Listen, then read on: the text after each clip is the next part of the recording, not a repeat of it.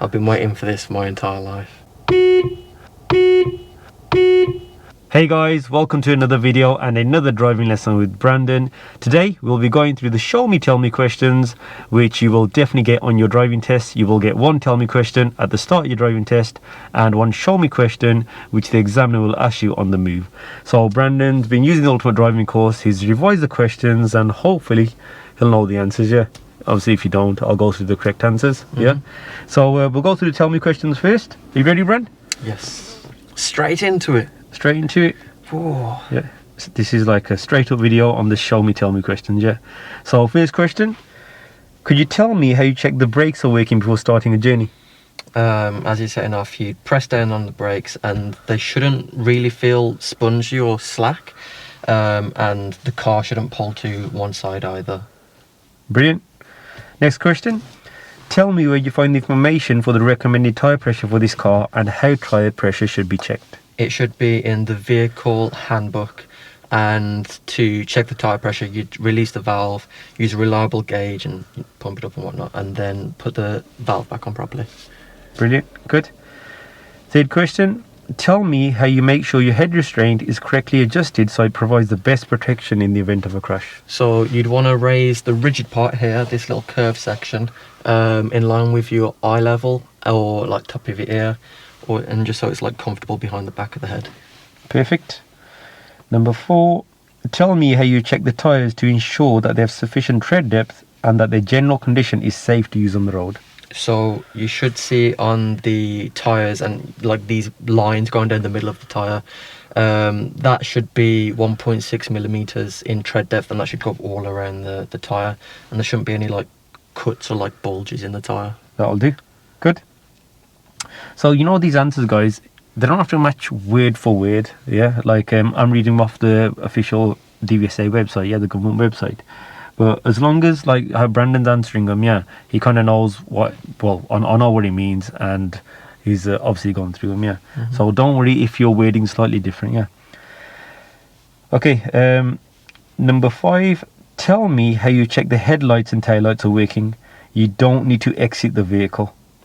So to check headlights and tail lights, what you'd want to do is turn the ignition on, switch this on, this little. Just 1 second, let me grab the camera so people can see what you're showing them. So you turn the ignition on, then you'd want to use this. It might be different in different cars, I don't know. But with this switch, you'd flick this all the way forward.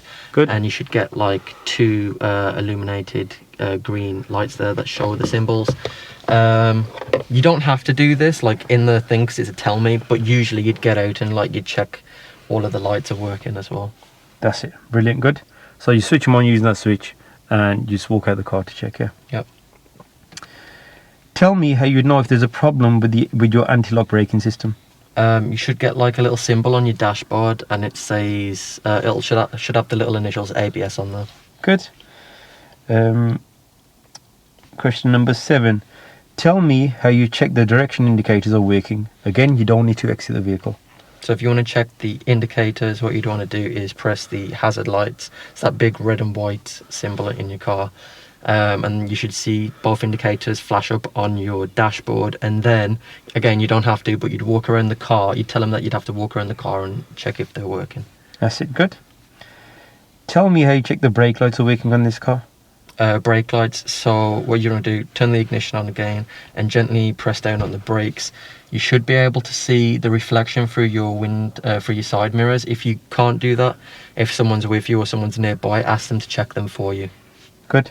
Yeah, so you look out for reflection. It's not in your side mirrors, you could be like, I don't know, up against a reflection or something. It. Good.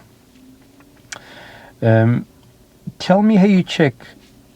I'm just going to go through the same question again there, 1 second. Right, tell me how you check the power assisted steering is working before starting the journey. So what you'd want to do is, if you can, you'd feel the steering, and it should feel quite heavy or like quite stiff. And then as you turn the ignition on and you start the car, you'll feel that the steering wheel is a lot lighter. If it's not lighter and it's the same as when it was before you started the car, heavy and stiff, then you should know that there's a problem with the steering. Good. Yeah, so if it feels heavy or stiff, you know there's a problem. Like you said, you can apply a bit of pressure as soon as you start the engine. Or if you haven't done that, when you move off, as soon as you steer, you'll be able to feel if it's working or not. Yeah, if it feels heavy, it's not working correctly. Okay, question number 10. Tell me how you switch on the rear fog light and explain when you'd use it. You don't need to exit the vehicle. So again, let me just grab this camera. So what I want you to do is, yeah, just for the purpose of the video, is put the ignition on for me. Here's the key.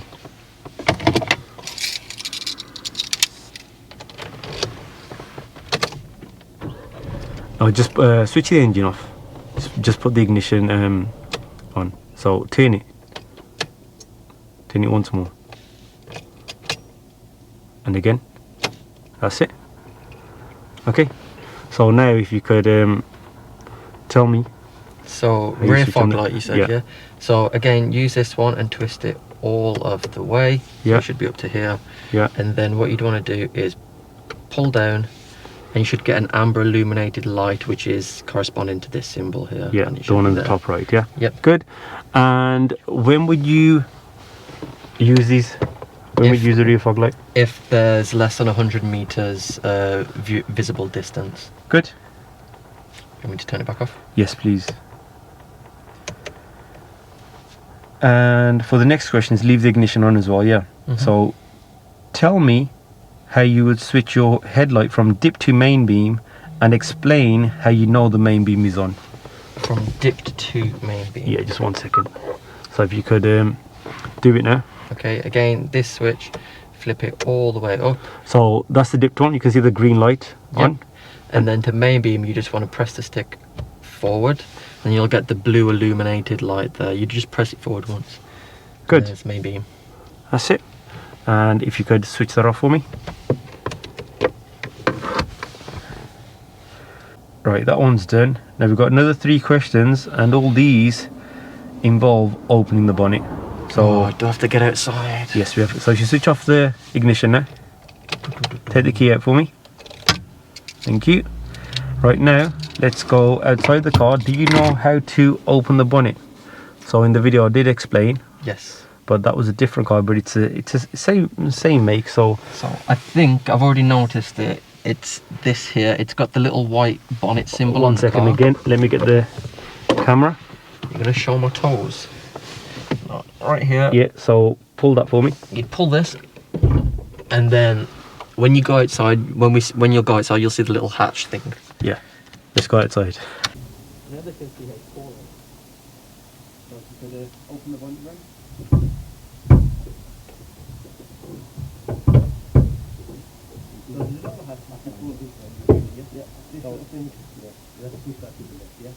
And so you stick there then on the left, on the bottom.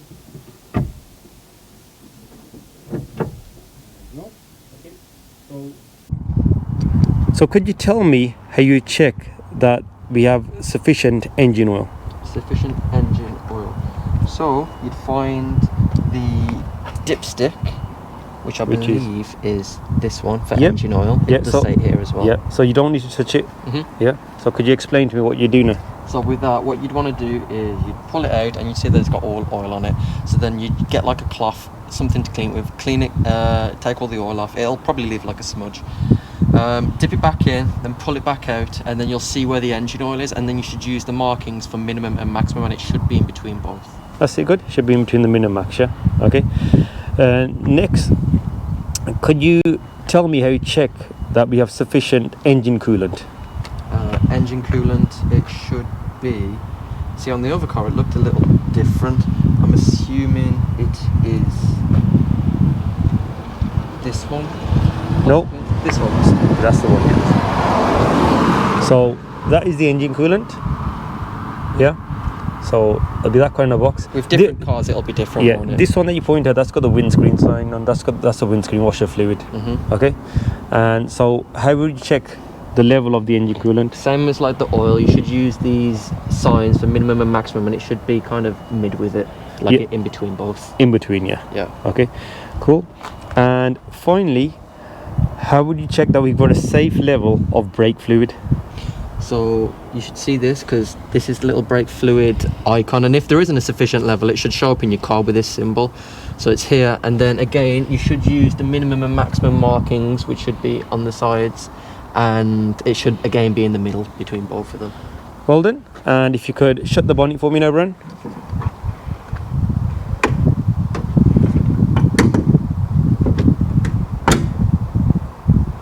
Well done.